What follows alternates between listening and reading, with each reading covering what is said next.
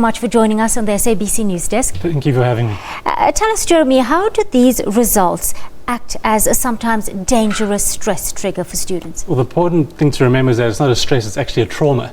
So important things to look out for are the extreme reactions. For instance, changing eating habits, changing sleeping habits.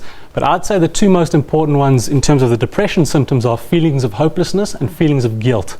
Hopelessness, thinking, oh, the rest of my life is doomed and I'm not going to go anywhere, and feelings of guilt, feeling bad for yourself and feeling that you've let a lot of people down.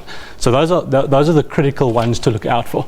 There are numerous others, like perhaps potential substance abuse, increased cigarette smoking, alcohol, perhaps even drugs. So these are potential symptoms to look out for in the immediate short term. Yeah. All right. The stark reality for many students is that they might not have met their goals, and there was a great deal of expectations that rests on these exams. What is the most healthy, constructive way to approach matric results at this time of year, Jeremy?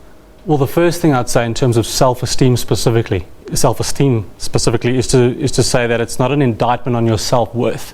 A school mark doesn't mean you're less of a person, that you're inadequate, that you lack intelligence. The first thing that I would do, the first thing I have to say is, if it's affected you a lot, is to perhaps seek counselling. So that would be the extreme route to look for. To avoid social comparison, to looking at your friends saying, well, they're all doing well and I'm always behind, all that, so they're better than me. Other things to look out for is to actually assess why you failed, to say, was the failure completely out of my control, or could I have planned better? Also your influences. So during your matric year, were there people who sort of sidetracked you, got you into bad habits? Other things to look out for are, like I said, avoiding social comparison and releasing that need for approval. This is your time and this is your approach. These exams are often seen as a gauge of one's intellectual ability and discipline, but the pressure doesn't really end with the final exam. How serious is the risk for depression and anxiety? It is serious simply because of it's that immediate response that's the most important thing, where you immediately think, okay, my life, the rest of my life is now doomed and hopeless. Often what happens, that there's this thing that if I don't have a degree, then I'm lower down in the pecking order. It's almost like a stigma in a way. So I'm lower down in this pecking order, I don't have this qualification, therefore I'm not going to make a good salary, I'm not going to be able to support a family, my life is doomed.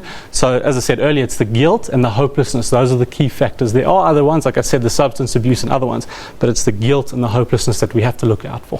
All right.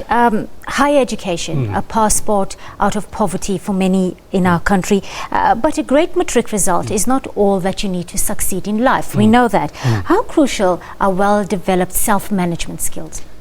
Well, let me give you a quote. I'll quote Albert Einstein for you. Everybody's a genius, but if you measure a fish's ability to climb a tree, it's going to live its whole life thinking it's stupid. So the key point when you leave school is to look at what are my skills. My skills may not be academic, but they may be, say, in trade, for example, or in plumbing, or something that's more hands-on.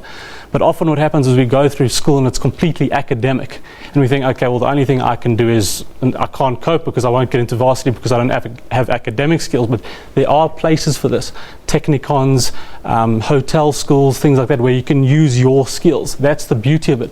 So I think the thing is to think holistically, to say, okay, there are many ways to skin a cat in terms of my development, not just simply a tertiary institution. Where do my skills lie and where can I channel my talents? That's what it's about.